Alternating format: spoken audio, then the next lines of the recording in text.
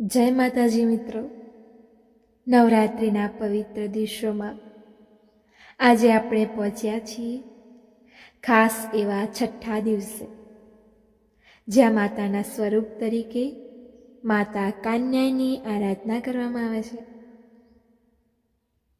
9 દિવસ સુધી ચાલતી આ ઉપાસના માત્ર વિધિ કે પરંપરા જ નથી, પણ એ આપણા મનને શુદ્ધ કરીને અંદરની શક્તિ જાગૃત કરવાનો એક સુંદર માર્ગ છે. આજના દિવસે માતાની કૃપાથી ભય દૂર થાય છે, મનમાં આત્મવિશ્વાસ આવે છે અને જીવનમાં ધીરજ, સહનશક્તિ અને સકારાત્મકતા વધે છે. માતા કાન્યાયની દેવીનું સ્વરૂપ એ અત્યંત દિવ્ય અને તેજસ્વી છે. તેઓ દૈત્યનો નાશ કરીને ધર્મની રક્ષા કરે છે. શાસ્ત્રોમાં જણાવ્યા પ્રમાણે માતાની ઉપાસના કરવાથી નકારાત્મક શક્તિઓ દૂર થાય છે અને ભક્તને શાંતિ, સુખ અને સમૃદ્ધિ મળે છે. ખાસ કરીને યુવતીઓ માટે તેઓ સૌભાગ્ય અને સારું જીવન આપવાની કૃપા કરે છે.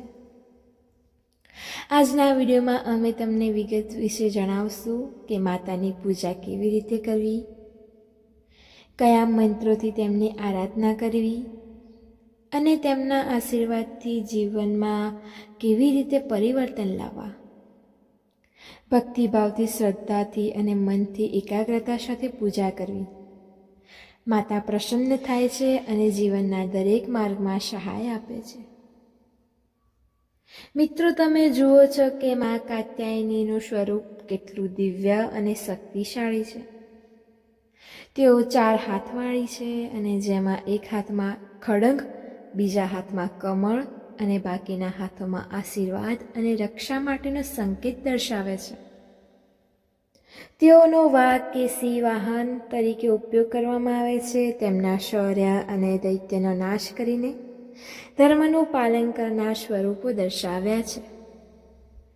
તેમના દર્શનથી મનમાં જે ભય અને અશાંતિ હોય તે દૂર થાય છે અને આત્મવિશ્વાસથી ભરાઈ જાય છે. શાસ્ત્રો મુજબ મા કાત્યાયનીનું પૂજા એ ખાસ કરીને યુવતીઓ કરે છે, જેથી તેઓને સારો જીવનસાથી મળે, મન શાંત રહે અને દરેક કામમાં સફળતા મળે. પરંતુ તે માત્ર યુવતીઓ માટે જ નહીં, દરેક ભક્ત માટે એક માર્ગ બતાવે છે, જ્યાંથી જીવનમાં ધીરજ, સંપૂર્ણ અને શક્તિ પ્રાપ્ત થાય છે. આજે આપણે તેમના મંત્રનો જપ કરીશું, દુઃખ અને ચિંતાઓથી મુક્ત માટે પ્રાર્થના કરીશું અને તેમના ચરણોમાં શ્રદ્ધાનું અર્પણ કરીશું. માત્ર થોડા મિનિટ ભક્તિથી જોવા છતાં આપણા મન અને જીવનમાં કેટલો ફેરફાર આવી શકે તે તમે અનુભવશો. માતા આપણને શીખવે છે કે જીવનમાં કેટલાય સંઘર્ષ હોવા છતાં ડગમગતા નથી, હિંમતથી આગળ વધવું. તેમની કૃપાથી દરેક અંધકાર દૂર થાય છે અને જીવનમાં પ્રકાશ ફેલાય છે. તેઓ આપણને સાચો માર્ગ દોરે છે અને આપણા સંબંધોને પ્રેમ અને સૌહાર્દથી ભરપૂર બનાવે છે. મિત્રો, હવે જ્યારે આપણે માતાની પૂજાના આરંભ કરીશું, ત્યારે થોડું મનની અંદર પણ શાંતિ લાવીએ. પૂજાના સમયે મન ભટકવું હોય તો એ પરેશાન ન થાઓ. થોડા ક્ષણો માટે શ્વાસ પર ધ્યાન દો, મનમાં જય માતાજીનો જાપ કરો અને પોતાના અંદરની શક્તિને અનુભવ કરો. માતા કાત્યાયની એકમાત્ર બહારની પૂજા જ નથી, પણ અંદરની શ્રદ્ધાથી પણ પ્રસન્ન થાય છે. આજના દિવસે ખાસ કરીને પીળા કે લાલ વસ્ત્ર પહેરીને ફૂલ, ફળ, દૂધ, મીઠાઈ કે નૈવેદ્ય અર્પણ કરવાથી માતાના આશીર્વાદ મળે છે. પરંતુ સૌથી જરૂરી છે ભાવ, જે પ્રેમથી અર્પણ થાય છે. તે માતા સ્વીકાર લે છે. તમે થોડું પાણી પણ પ્રેમથી અર્પણ કરો તો એ સૌથી મોટું ભેટ બની જાય છે. માતા કાત્યાયનીના આશીર્વાદથી જીવનમાં અનેક સુખદ ફેરફાર થાય છે. જે ભક્ત સાચા દિલથી તેમની આરાધના કરે છે તેમને દ્રઢ મનોબળ, સકારાત્મક વિચાર શક્તિ અને સમસ્યાઓ સામે લડવાની હિંમત મળે છે. ઘણા લોકો માટે તેઓ દુઃખદ, ડર અને ગૂંચવણમાંથી બહાર કાઢવાથી દિવ્ય માતા છે. આજે પૂજા કરતી વખતે મનમાં એ ભાવ રાખવો કે માતા, મારા જીવનમાં પ્રકાશ લાવો, મારા પરિવાર પર તમારી કૃપા વર્ષાવો, મને શાંતિ અને સુખ આપો. દરેક મંત્ર અને દરેક અર્પણ સાથે એ ભાવ જાળવો. ત્યારે તમે અનુભવશો કે તમારું મન હળવું થાય છે અને અંદરની નવી શક્તિ મળતી રહે છે. ચાલો હવે આપણા માતાના મંત્રોથી તેમની આરાધનાની શરૂઆત કરીએ. ઓમ કાત્યાયનીએ નમઃ. આ મંત્ર જપ કરતાં જ માતાના આશીર્વાદથી આપણા બધા દુઃખો અને ચિંતાઓ દૂર થાય છે. મન પ્રસન્ન બને છે અને જીવનમાં નવી આશાઓ જન્મે છે. મિત્રો, પૂજા દરમિયાન પરિવારના તમામ સભ્યો સાથે જોડાઓ. એકબીજાને પ્રેમથી પ્રોત્સાહન કરો અને મળીને માતાના ચરણોમાં પ્રાર્થના કરો. માતાની કૃપાથી જીવન સુંદર બને, સંબંધોમાં પ્રેમ અને સહકાર વધે અને દરેક કાર્યમાં સફળતા મળે. એ જ કામના સાથે આજે આ પૂજાને પૂર્ણ કરીએ. તો માતા કાત્યાયની વ્રત કથાનો 6થો દિવસની શરૂઆત કરીએ. એક સમયની વાત છે. પ્રાચીન સમયમાં એક ધર્મપરાયણ ગામ હતું.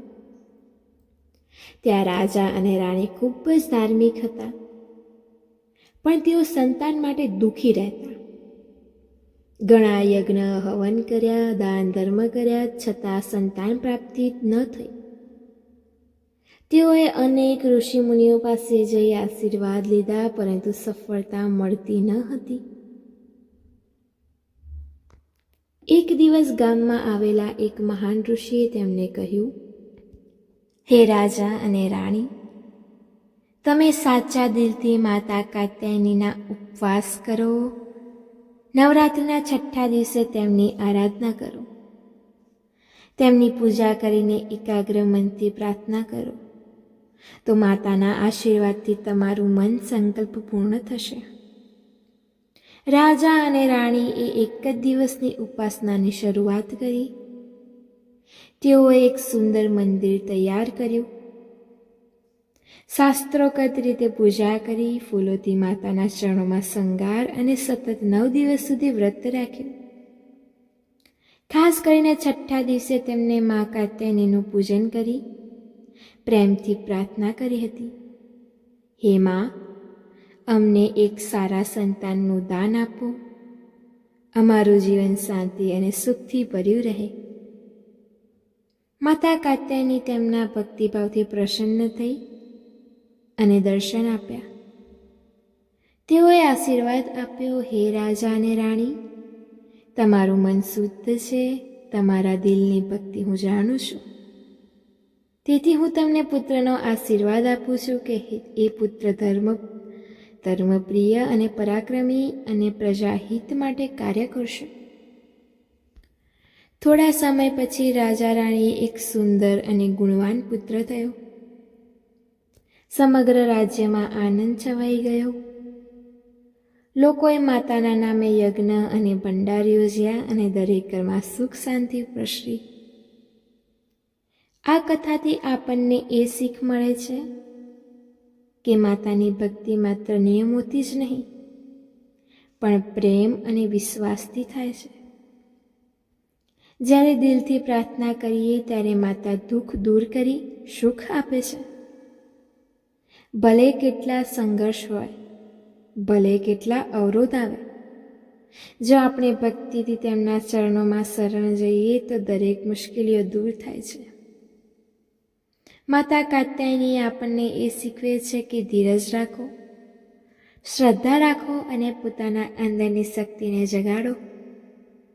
તેમની કૃપાથી ભક્તને શૌર્ય મળે છે, ભય દૂર થાય છે અને જીવનમાં નવી આશા જન્મે છે. આથી નવરાત્રિના છઠ્ઠા દિવસે વ્રત રાખી પૂજાના સમયે માતાને ફૂલ, ફળ, દૂધ અને મીઠાઈનું અર્પણ કરી ઓમ કાત્યાયનીએ નમઃ મંત્રનો જાપ કરી આપણને જીવનમાં સુખ, શાંતિ, સમૃદ્ધિ અને દ્રઢ મનોબળ મેળવી શકીએ છીએ. આજે આપણે પણ એ જ રીતે ભક્તિભાવથી માતાના ચરણોમાં પ્રાર્થના કરીએ. હે મા કાત્યાયની, અમારું મન શુદ્ધ કરો, અમને ધીરજ અને શૌર્ય આપો. દરેક મુશ્કેલીમાંથી પસાર થવાની શક્તિ આપો અને અમારા જીવનમાં સુખ અને શાંતિ વરસાવો. જો તમને આ વિડીયો ગમ્યો હોય તો લાઈક કરો, શેર કરો, સબસ્ક્રાઈબ કરવાનું ભૂલશો નહીં અને તમારા ફ્રેન્ડ સાથે શેર કરવાનું ભૂલો નહીં. તો મળીએ આવા નવા વિડીયો સાથે. ત્યાર સુધી મારા તરફથી બધાને જય માતાજી, જય કાત્યાયની માં.